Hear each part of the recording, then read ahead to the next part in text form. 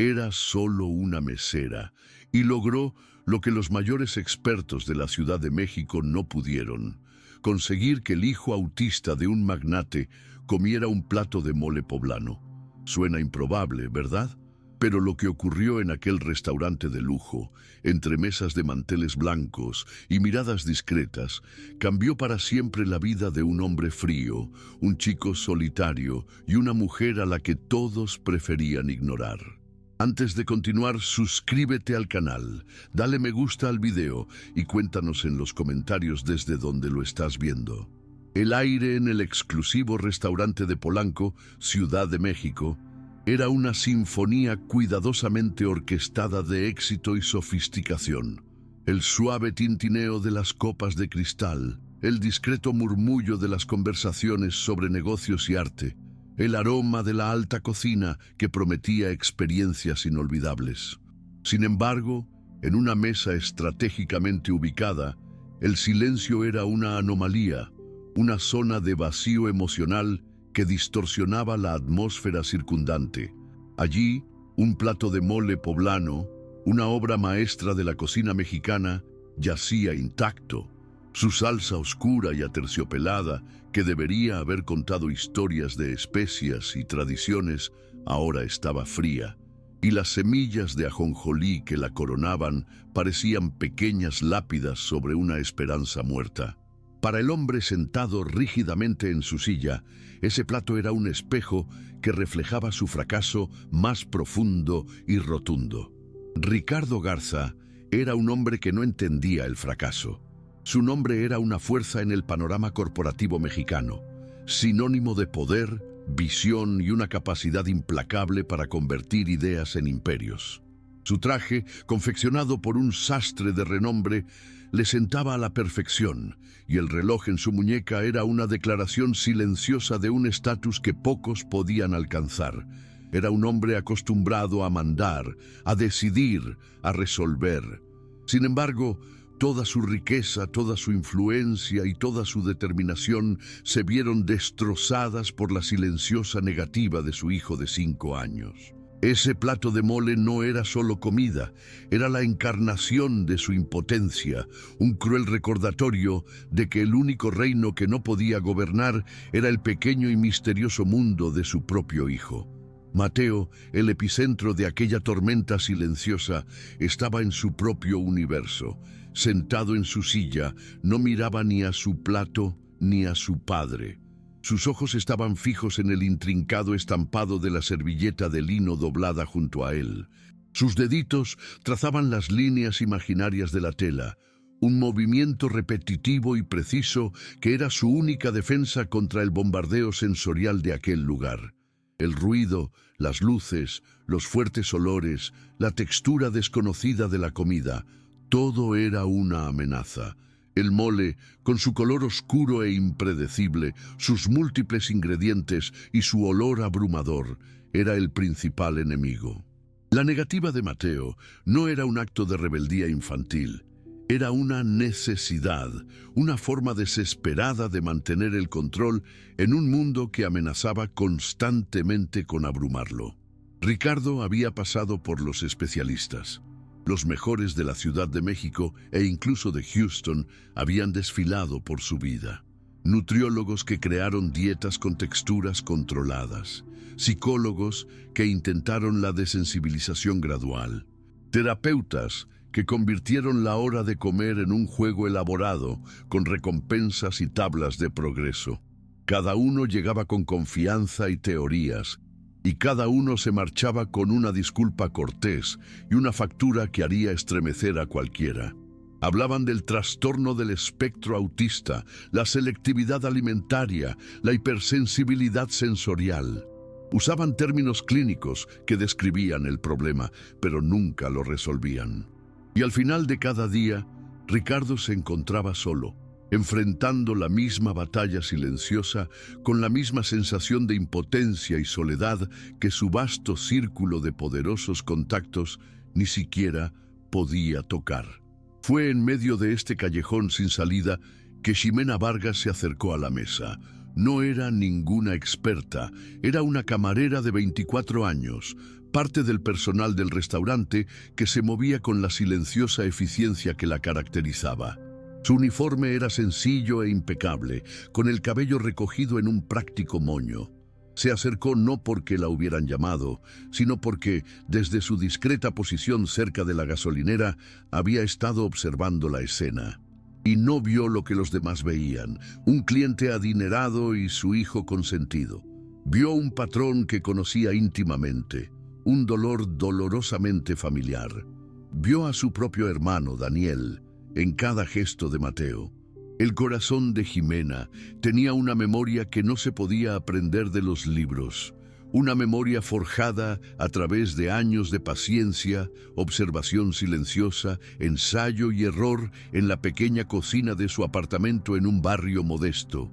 Recordó a Daniel, a los 6 años, llorando porque la textura de los frijoles le hacía ruido en la boca. Recordó cómo descubrió que comía cualquier cosa si podía colocar la comida en su plato en patrones geométricos. Reconoció en Mateo la misma búsqueda de orden, la misma necesidad de previsibilidad.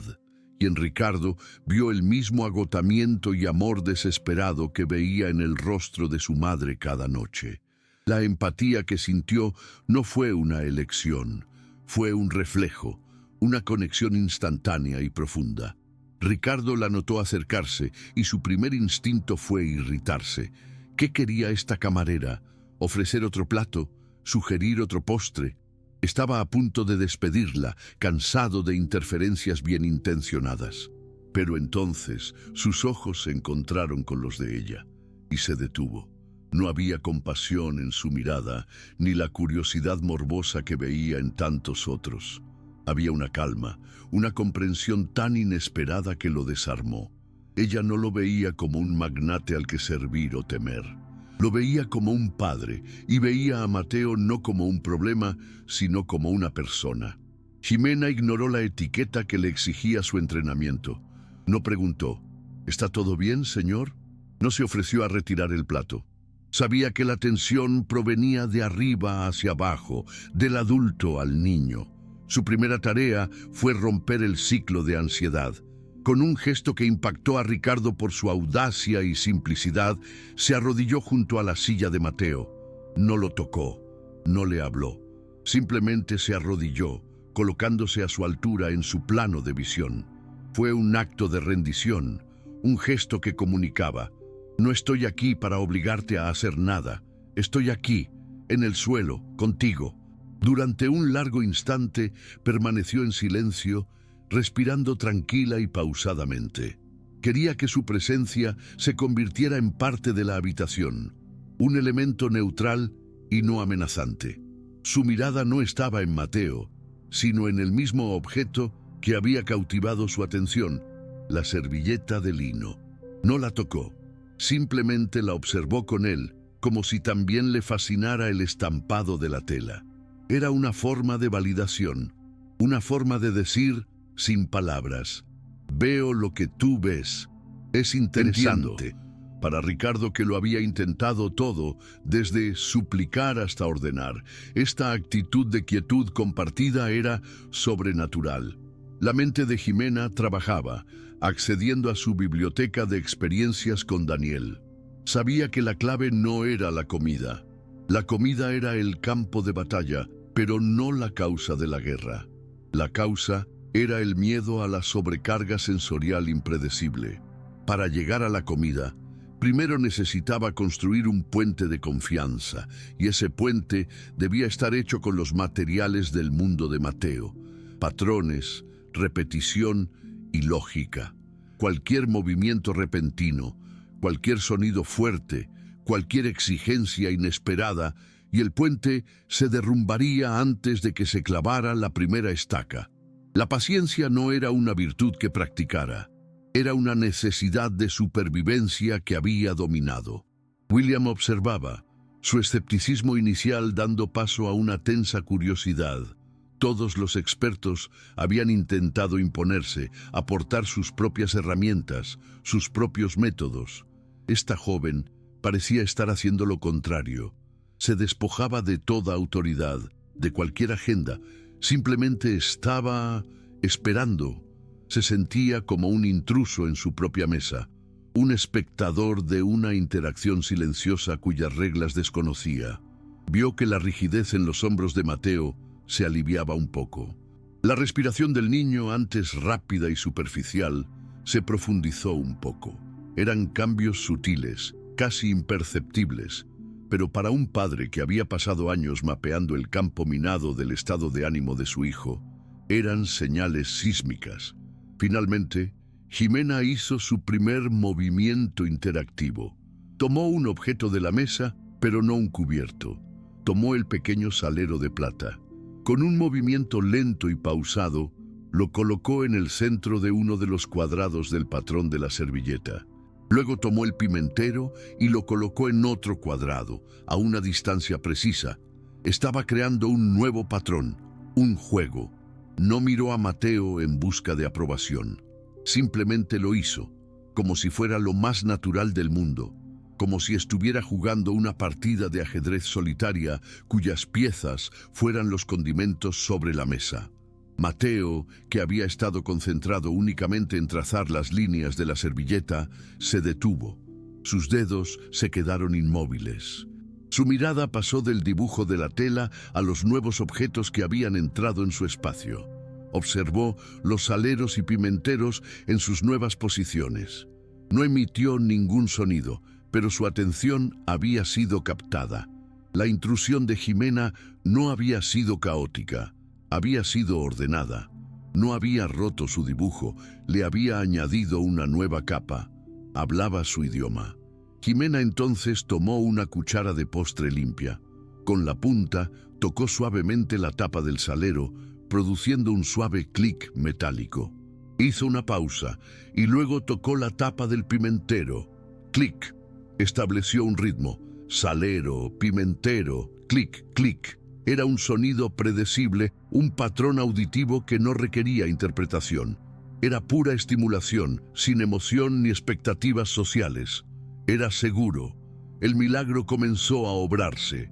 Lentamente, con una vacilación que parecía cargar con el peso de años de aislamiento, Mateo extendió la mano. No tomó el salero, tomó su propio tenedor, que yacía intacto junto a su plato. Con intensa concentración, imitó el gesto de Jimena. Tocó el plato de pan con la punta del tenedor. ¡Clang! El sonido era diferente, pero la intención era la misma. Era una respuesta, un eco, una participación en el juego. Ricardo sintió que el aire se le escapaba de los pulmones en un suspiro que no sabía que estaba conteniendo. Jimena aceptó su respuesta con un leve, casi imperceptible asentimiento. Luego, movió el salero a un nuevo cuadrado en la servilleta y esperó. Era el turno de Mateo. El niño entendió el juego. Movió su tenedor a una nueva posición en el mantel. Continuaron esta conversación durante varios minutos, moviendo objetos, creando nuevos patrones, respondiéndose en un diálogo de geometría y sonido. Estaban construyendo una alianza, un territorio compartido donde las reglas eran claras y seguras. La comida, el plato de mole, permaneció olvidado en la mesa, pero ya no era el centro del universo. Se había convertido en un detalle periférico. Y entonces, con la confianza consolidada, Jimena hizo su jugada más audaz. Durante su turno, tomó su cuchara limpia y, en lugar de tocar un objeto, la sumergió en el plato de mole intacto. No tomó un trozo de pollo ni una porción grande, solo un poquito de la salsa oscura, una gota en la punta de la cuchara. No la acercó a Mateo. En cambio, usó la gota de mole para pintar un pequeño punto en una servilleta de papel limpia que estaba sobre la mesa. Había transformado la comida en pintura, en material de arte. Mateo observaba fascinado. El mole, antes una amenaza abrumadora, ahora era algo más. Era una herramienta en su juego. Era interesante. Jimena colocó la cuchara manchada de mole sobre la servilleta pintada y miró a Mateo. La invitación era clara, pero silenciosa. Era su turno. El niño miró su tenedor, luego el plato de mole. El conflicto en su rostro era visible. Toda una vida de aversión luchaba con la curiosidad y la confianza recién despertadas en esta nueva persona. Con mano temblorosa, extendió el tenedor y tocó tímidamente la superficie de la salsa. No comió nada. Solo se le metió la salsa oscura en la punta del tenedor. Para Ricardo, ese pequeño gesto fue más impresionante que cerrar el trato más importante de su vida. Su hijo, que gritaba si una gota de salsa le tocaba la piel por accidente, estaba tocando voluntariamente el epicentro de su miedo. Entonces, Mateo tomó el tenedor e, imitando a Ximena, hizo un pequeño punto en su propio mantel. Había aceptado el nuevo elemento del juego. La comida ya no era comida, era solo un color. Ximena sonrió, esta vez con una sonrisa sincera y cálida. Tomó la cuchara, tomó otra gotita de mole y con un movimiento lento y natural se la llevó a los labios y la probó. Murmuró suavemente, un sonido de apreciación neutral. Estaba modelando el siguiente paso, demostrando que era seguro. Y luego esperó. El destino de 3 vidas, el futuro de una familia, parecía estar contenido en ese momento de silencio, suspendido en la punta de un tenedor manchado de mole, esperando la decisión de un niño de 5 años. El mundo pareció encogerse y concentrarse en la punta de aquel tenedor. Para Mateo, el pequeño punto de salsa oscura era un universo de sensaciones desconocidas y temidas. Años de instinto le gritaban que se retirara, que se protegiera de aquella invasión. Pero la confianza que Ximena había forjado en los últimos minutos era una fuerza contraria, una nueva ley de la física en su pequeño mundo. La vio saborear la salsa, la vio sonreír. Su expresión no contenía engaño, solo una calma que era un refugio seguro. Con una valentía que nadie en aquella habitación, excepto quizás Ximena, podía comprender, comenzó a levantar el tenedor hacia su propio rostro. El movimiento era lento, casi doloroso, cada milímetro una victoria contra un ejército de ansiedades. La punta del tenedor rozó sus labios, se estremeció, un leve temblor recorrió su cuerpo. Abrió los ojos de par en par, no de pánico, sino de sorpresa. La sensación era nueva. El aroma, ahora tan cerca, era una compleja mezcla de chocolate, pimienta y docenas de otras especias que su cerebro intentaba catalogar frenéticamente. No se inmutó. En cambio, impulsado por una oleada de curiosidad que finalmente superó su miedo, abrió la boca y tocó la salsa con la lengua. El sabor explotó en sus sentidos. No era solo dulce, no era solo salado, no era solo picante, era todo a la vez. Era complejo, abrumador, pero no estaba mal. Era simplemente diferente. Y entonces tragó saliva. En ese instante, la presa que había contenido las emociones de Ricardo Garza durante años se rompió. Un sonido, un sollozo áspero y gutural escapó de su garganta, un sonido que no sabía que era capaz de emitir. Las lágrimas que había reprimido tras una fachada de poder y control ahora corrían libremente por su rostro, calientes e incontrolables. Tuvo que agarrarse a la mesa para no desplomarse. El peso de años de noches sin dormir, de consultas fallidas, de una soledad abrumadora, de ver a su hijo atrapado en un mundo al que no podía acceder. Todo ese peso se desvaneció en el momento en que Mateo tragó esa gota de mole. No era solo comida, era una promesa. Era la primera luz de un amanecer que creía que nunca llegaría. Ximena observó de reojo la reacción de Ricardo, pero su atención se centró principalmente en Mateo. Sabía que era un momento increíblemente delicado. Cualquier celebración desmesurada, cualquier muestra de entusiasmo podría asustar a Mateo y hacer que se encerrara en sí mismo. Con una calma casi sobrehumana, simplemente le ofreció a Mateo una leve sonrisa y un lento parpadeo, una silenciosa señal de aprobación. Luego le hizo un gesto a otro camarero y pidió discretamente un vaso de horchata. La bebida dulce y suave sería un contrapunto relajante a la intensidad del mole. Otro paso cuidadosamente calculado en su danza de confianza. Mateo, tras su acto monumental, parecía exhausto. La energía necesaria para superar el miedo era inmensa. Dejó el tenedor y fijó su atención en el dibujo de la servilleta, su refugio. No pidió más comida. El milagro no fue que de repente le encantara el mole, sino que lo experimentara, que permitiera que el mundo exterior entrara, aunque solo fuera por un instante. Ximena lo comprendió perfectamente. No lo presionó. Simplemente puso el vaso de horchata a su alcance y esperó, dejándolo recomponerse, sabiendo que la puerta que se había abierto, aunque solo fuera una rendija, nunca volvería a cerrarse del todo. Ricardo luchó por recomponerse. Se secó la cara con una servilleta de lino, pero las lágrimas seguían brotando, nacidas de un alivio tan profundo que casi le dolía. Su mente, normalmente un torbellino de estrategias de mercado y análisis financieros, ahora tenía un único objetivo claro: la joven camarera arrodillada junto a su hijo. No era solo una empleada del restaurante, era la clave del enigma que había definido su vida durante los últimos años. No podía, bajo ninguna circunstancia, dejar que saliera de aquella habitación y volviera a desaparecer en su vida anónima. La idea era físicamente insoportable. Una decisión se formó en su mente con la velocidad del rayo y claridad. No sabía quién era, de dónde venía, cuál era su historia, pero nada de eso importaba. Lo que importaba era lo que ella podía hacer, la conexión que podía establecer. Él, un hombre que compraba empresas y talento, reconoció al instante que estaba ante el activo más valioso que jamás había conocido.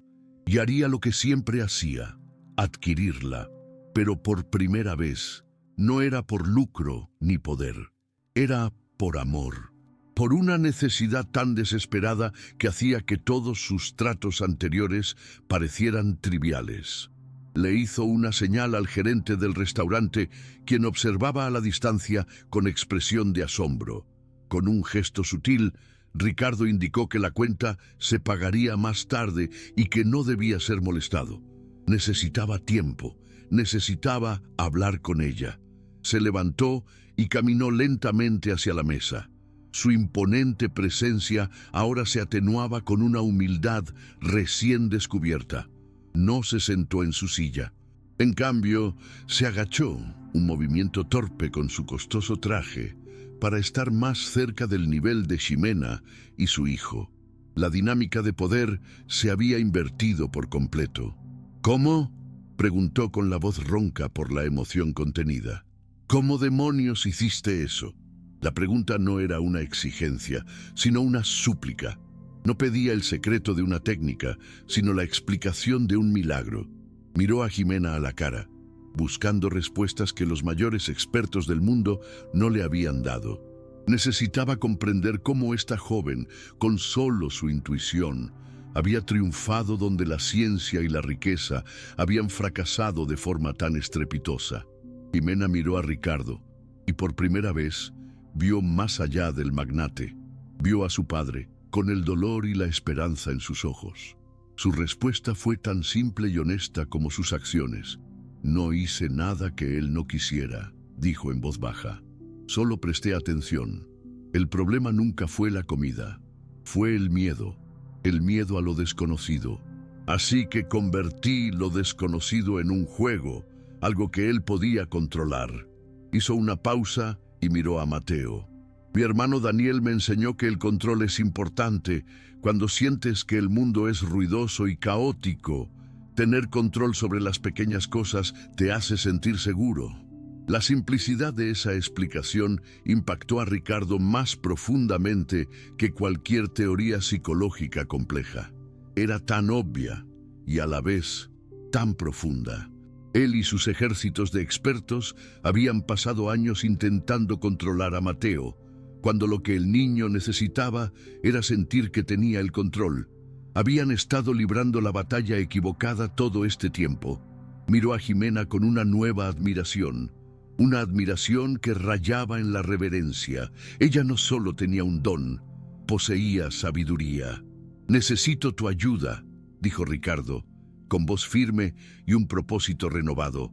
«No solo por hoy. Te necesito en la vida de Mateo, en nuestra vida». Ya no pedía nada, estaba expresando una necesidad. «Deja este trabajo, hoy mismo, trabaja para mí, te daré lo que quieras, un sueldo, una casa, lo que sea necesario, solo no desaparezcas». La oferta era cruda, directa, la oferta de un hombre que no estaba acostumbrado a negociar desde una posición de debilidad, pero que estaba dispuesto a hacer lo que fuera para conseguir lo que quería. Jimena estaba atónita. Sus palabras flotaban en el aire, tan surrealistas que tardó un instante en procesarlas. ¿Renunciar a su trabajo? ¿Trabajar para él? La oferta era un salvavidas en un mar de dificultades económicas y sueños postergados. La posibilidad de no tener que preocuparse por el alquiler, de quizás poder volver a estudiar psicología, de poder ayudar mejor a su familia. Todo esto cruzó su mente como un relámpago. Era la respuesta a todas sus plegarias. Era un billete de oro a una vida que nunca imaginó que tendría. Pero tan rápido como la esperanza llegó una oleada de miedo.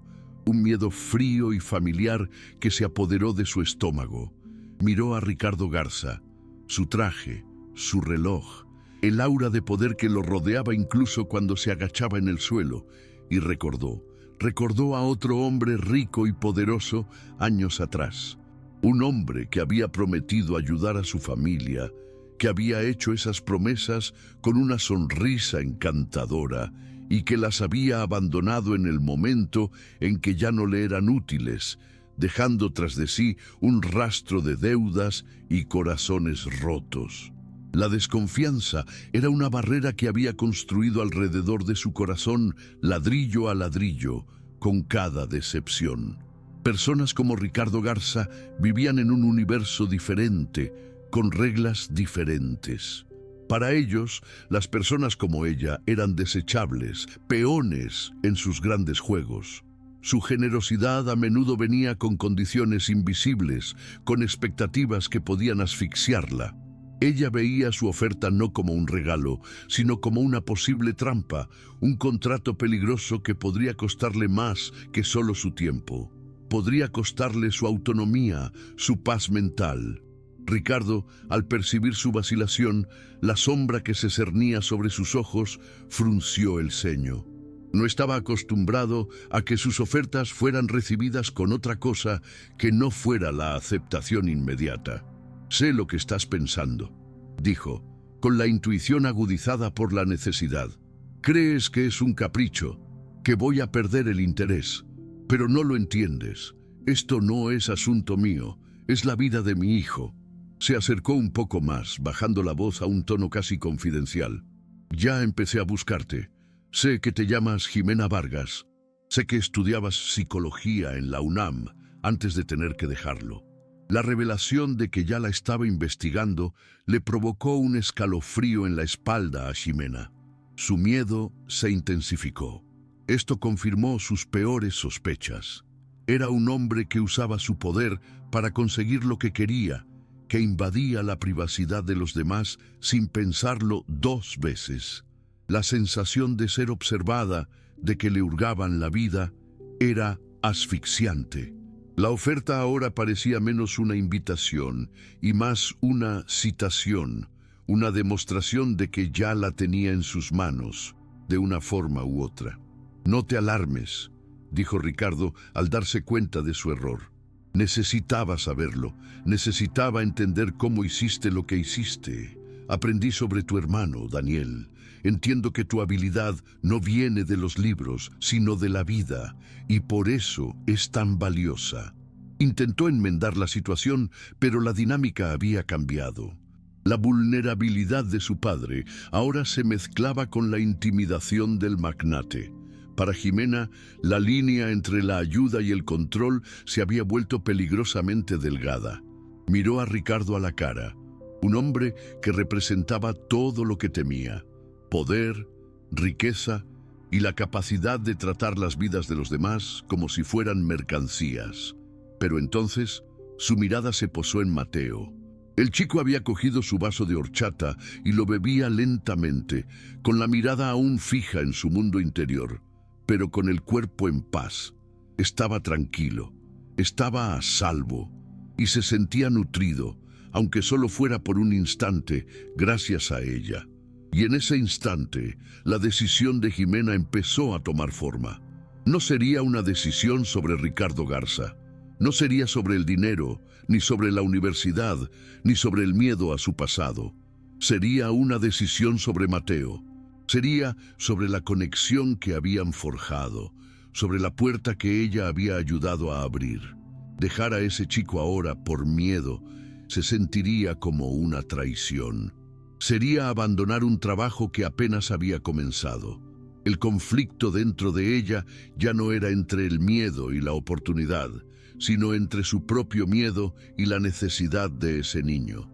Y Jimena Vargas siempre había priorizado las necesidades de un niño. Jimena miró a Ricardo a los ojos. El miedo y la esperanza libraban una silenciosa batalla en su interior. Vio la sinceridad en su súplica, pero también el poder que ejercía con tanta naturalidad, el mismo poder que la había herido antes. Y en su momento de decisión encontró una fuerza que desconocía, una fuerza que no nacía de la ira, sino de la autoprotección y de una nueva claridad. «Acepto», dijo, y Ricardo sintió un alivio tan fuerte que casi cerró los ojos. Pero Jimena levantó la mano, un pequeño gesto que lo silenció. «Pero con mis condiciones». La palabra «con mis condiciones» era algo que Ricardo Garza rara vez oía, sobre todo de alguien en una posición tan vulnerable. La escuchó con una atención que solía reservar para negociaciones millonarias. «No trabajo para usted, señor Garza, trabajo con usted por el bienestar de Mateo», dijo en voz baja pero firme. «Mi enfoque está en él. No llenaré informes de progreso para calmar su ansiedad. Su mejora no será lineal, y usted deberá comprenderlo y aceptarlo. Habrá días buenos y días malos. Mi lealtad es hacia su proceso, no hacia los resultados que usted espera». Hizo una pausa, con la mirada fija. «Y mi vida personal no forma parte de este acuerdo. No indagará más en mi familia ni en mi pasado. La confianza que necesitamos construir debe ser mutua, y empieza ahora, respetando mis límites». Cada palabra era una línea que trazaba en la arena, una declaración de que no sería una empleada, sino una socia. Ricardo Garza, el hombre que doblegaba las juntas directivas a su voluntad, simplemente asintió. No se sintió desafiado, sintió un profundo respeto.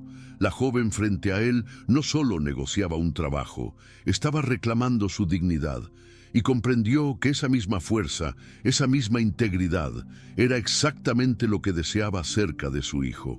«Entendido, señora». «Vargas», dijo, aceptando las condiciones sin dudarlo. «Acepto sus condiciones». En ese momento, el trato quedó sellado. Ya no era una oferta de trabajo, sino una alianza, un frágil pacto construido sobre el dolor de un padre y la fuerza de una joven que se negaba a ser definida por su posición en el mundo. La tensión del ambiente se disipó, reemplazada por una calma funcional. Jimena, como para sellar el acuerdo con hechos en lugar de palabras, se volvió hacia Mateo. El niño seguía concentrado en su vaso de horchata. Jimena simplemente tomó una servilleta limpia y con un movimiento suave limpió una pequeña gota de salsa que le había caído en la mejilla. Mateo ni siquiera se inmutó. Permitió el toque, un pequeño milagro que siguió al mayor. Ricardo observó la escena, la sencillez y la ternura del gesto lo impactaron profundamente. No solo estaba contratando a un asesor, Estaba, quizás por primera vez, invitando la amabilidad al mundo aislado y protegido que había construido alrededor de él y de su hijo. Se quedaron de pie. La formalidad regresaba lentamente, pero de una forma diferente. Mi asistente se pondrá en contacto con usted mañana para encargarse de todos los detalles prácticos, dijo Ricardo, con la voz ahora de un ejecutivo, pero con un nuevo tono de respeto. Considere hoy su último día en el restaurante. Yo me encargaré de todo con la gerencia. Ximena simplemente asintió. Miró por última vez a Mateo, quien ahora la observaba con silenciosa curiosidad, antes de darse la vuelta para irse. La camarera que había entrado en la sala horas antes ya no estaba. La mujer que se marchaba era alguien diferente, alguien cuya vida había cambiado para siempre. El viaje de Ximena a casa en el autobús abarrotado por la Ciudad de México fue una experiencia surrealista.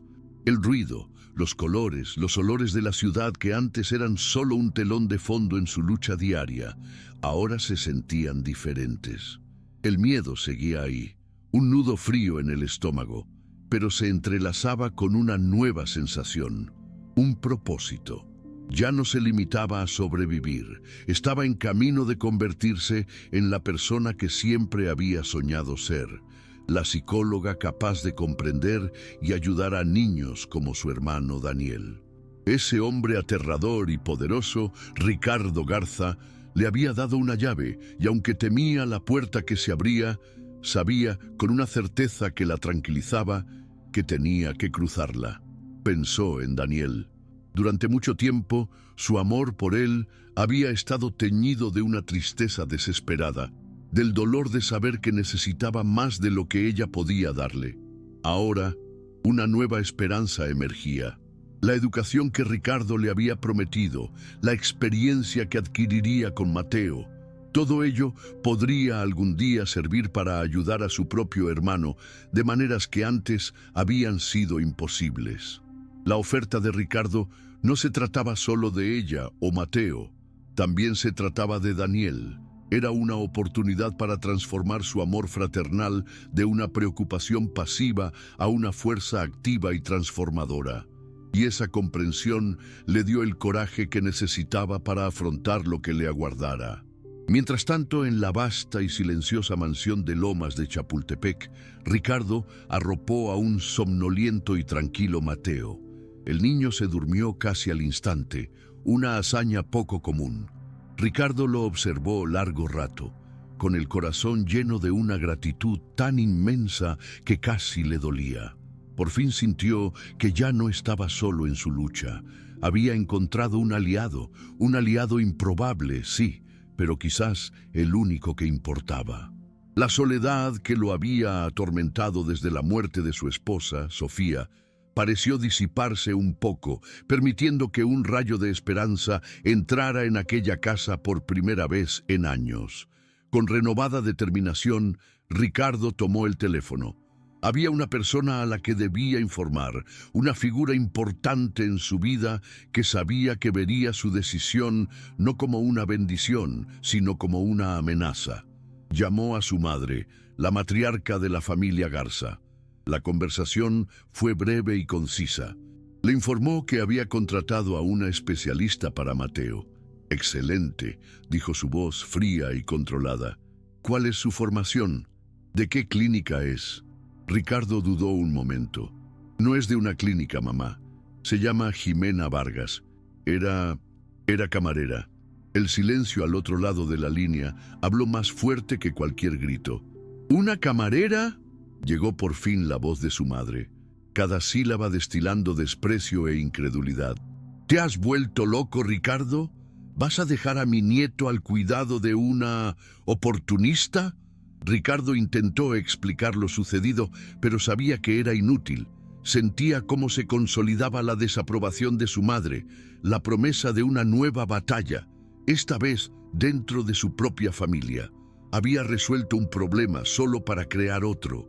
El viaje de Mateo no solo consistiría en superar sus propias barreras, sino también en sortear los muros de prejuicios que su abuela seguramente erigiría.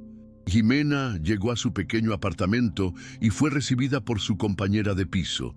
Ya le había llegado la noticia de que se había ido en pleno turno para subirse a un coche de lujo. ¿Te despidieron?, preguntó su amiga preocupada. Jimena negó con la cabeza, con una sonrisa cansada en los labios. No exactamente, respondió, con la pesadez del día finalmente sobre ella. Creo que me contrataron. La confesión le sonó absurda, incluso a ella misma, el eco de un sueño que aún no estaba segura de si era real. Esa noche, Jimena no durmió mucho. Su mente repasaba la escena del restaurante, la textura del mole, la mirada de Mateo, el dolor en el rostro de Ricardo, el miedo en su corazón. Estaba en un umbral, atrás quedaba la vida que conocía, una vida de lucha, pero de sencillez. Frente a ella se extendía un mundo de riqueza, poder y complejidad, un mundo que prometía cumplir sus sueños, pero que también amenazaba con engullirla. Se sentía como un pequeño bote que abandonaba la seguridad de la costa para enfrentarse al mar abierto, sin saber si encontraría tesoros o tormentas. Ricardo también había estado despierto toda la noche. Estaba sentado en su oficina, el mismo lugar donde había cerrado tratos que cambiaron el panorama económico del país, y se dio cuenta de que la negociación de ese día era la más importante de su vida. No se trataba de acciones ni propiedades, sino de confianza y vulnerabilidad. Él, que siempre se había enorgullecido de su autosuficiencia, había admitido que necesitaba ayuda, y al hacerlo, sintió un extraño alivio.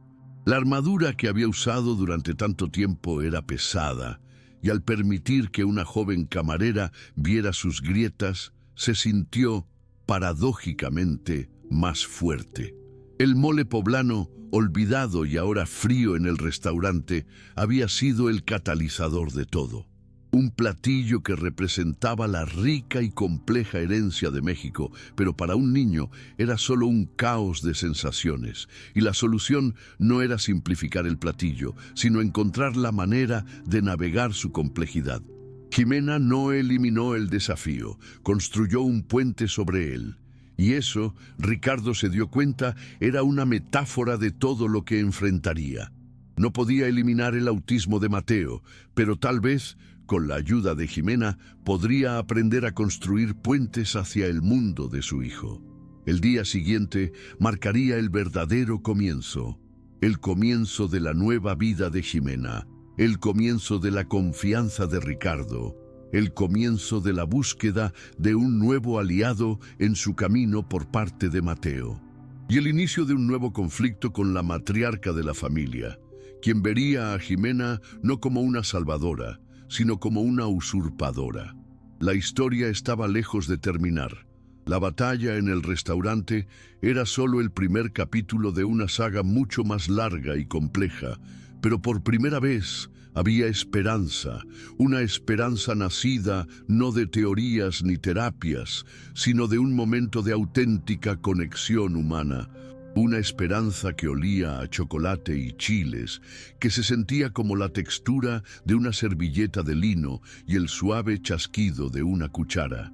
Una esperanza que demostraba que a veces las soluciones a los mayores problemas de la vida no se encuentran en salas de juntas ni en consultorios médicos, sino en un restaurante abarrotado, en las manos de alguien que tiene la sabiduría de arrodillarse y encontrarse con la otra persona a su altura. Jimena, antes de finalmente quedarse dormida, recordó una cita de uno de sus libros de psicología.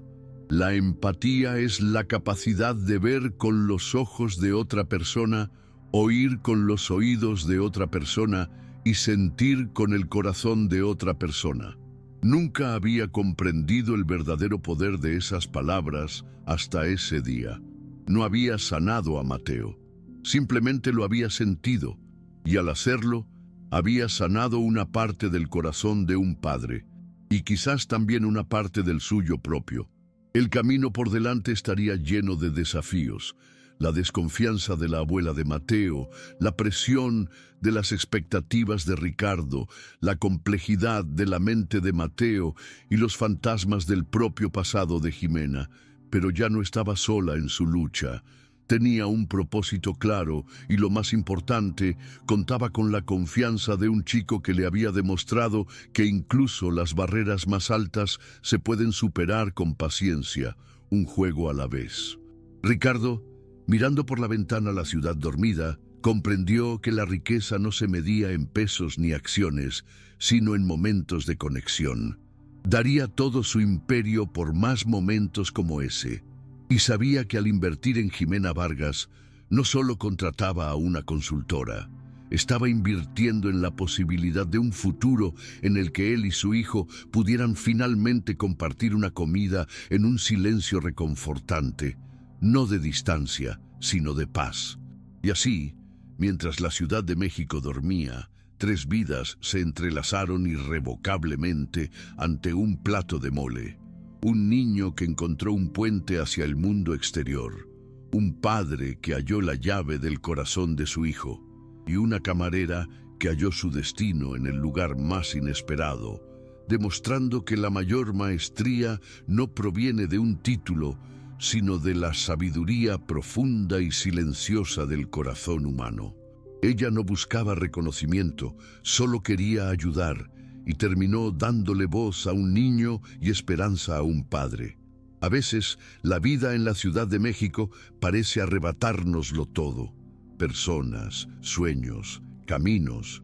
Pero es precisamente en estos vacíos donde descubrimos lo que nadie nos puede quitar: la fuerza silenciosa para empezar de nuevo, el valor de ser visto con verdad y el coraje de seguir adelante, incluso cuando todo a nuestro alrededor parece haber olvidado quiénes somos. Si esta historia te conmovió tanto como a Ricardo, Mateo y Jimena, suscríbete al canal para no perderte otras historias que nos recuerdan lo que realmente importa: ver al otro con el corazón.